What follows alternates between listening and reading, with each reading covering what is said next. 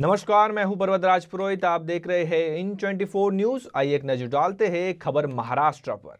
महाराष्ट्र में सभी 288 सीटों पर एक ही चरण में 20 नवंबर को वोटिंग होगी, जबकि चुनाव के नतीजे 23 नवंबर को घोषित किए जाएंगे। चुनाव जैसे जैसे नजदीक आ रहा है, सभी पार्टियों के नेता प्रचार अभियान में जी जान लगा रहे हैं। इसी बीच मुंबई के दिंडोशी विधानसभा क्षेत्र में एक जनसभा में महाराष्ट्र के मुख्यमंत्री एकनाथ शिंदे ने शिवसेना के उम्मीदवार संजय निरुपम का समर्थन करते हुए सभा को संबोधित किया।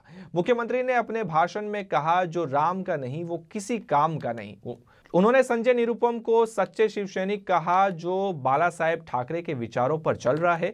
शिंदे ने शिवसेना के भीतर हुए बदलाव पर टिप्पणी करते हुए कहा कि असली शिवसेना वही है जो बाला साहेब के विचारों और धनुष बाण के प्रतीक का सम्मान करता है। उन्होंने उन लोगों पर निशाना साधा जो कांग्रेस के साथ मिलकर सरकार बना चुके थे। संजय निरुपम की शिवसेना में वापसी पर मुख्यमंत्री ने कहा, सच्चाई का रास्ता चुनना ही संजय निरुपम की ताकत है। वही शिंदे ने विरोधियों पर तीखे तंज कसे और कहा कि फेसबुक पर लाइक करके सरकार नहीं चलती। उन्होंने खुद को धमकियों से न डरने वाला नेता बताया और कहा कि अपने लोगों के लिए वह जेल जाने को भी तैयार है। अंत में मुख्यमंत्री ने जनता से 20 तारीख को जवाब देने की अपील की। एवढ्या म्हणजे नजर पोचत नाही इथपर्यंत माझ्या लाडक्या बहिणी, लाडके भाऊ, लाडके मतदार बांधव भगिनी आणि माता उपस्थित आहेत। मी सगळ्यांचं मनापासून स्वागत करतो, मनापासून शुभेच्छा देतो। खरं म्हणजे महायुतीचे उमेदवार संजय निरुपम यांना प्रभू रामचंद्राचा आशीर्वाद आहे, दिंडोशीकरांचा आशीर्वाद आहे आणि मग पवन पुत्र इकडे तुमच्या फिरतात प्रचाराला। ज्याने प्रभू रामचंद्रांना सोडलं त्यांना प्रभू राम पावणार नाही। लक्षात ठेवा, जो राम का नहीं वो किसी काम का नहीं। दिंडोशीचा मतदार समजदार आहे, खरं खोटं त्याला कळतं। आणि निरुपम हे बाळासाहेबांच्या विचाराने प्रभावित झालेले शिवसैनिक, त्यांच्या विचारावर चालणाऱ्या ना मत द्यायचं की त्यांचे विचार बाळासाहेबांचे सोडणाऱ्यांना मत द्यायचं। गेल्या वेळेस इथं कुठला निशाणी होती? ते गेल्या वेळेच्या विधानसभेला कुठली निशाणी होती? आज कुठली निशाणी आहे? धनुष्यबाण कुणाचं आहे? प्रभू रामाचं आहे।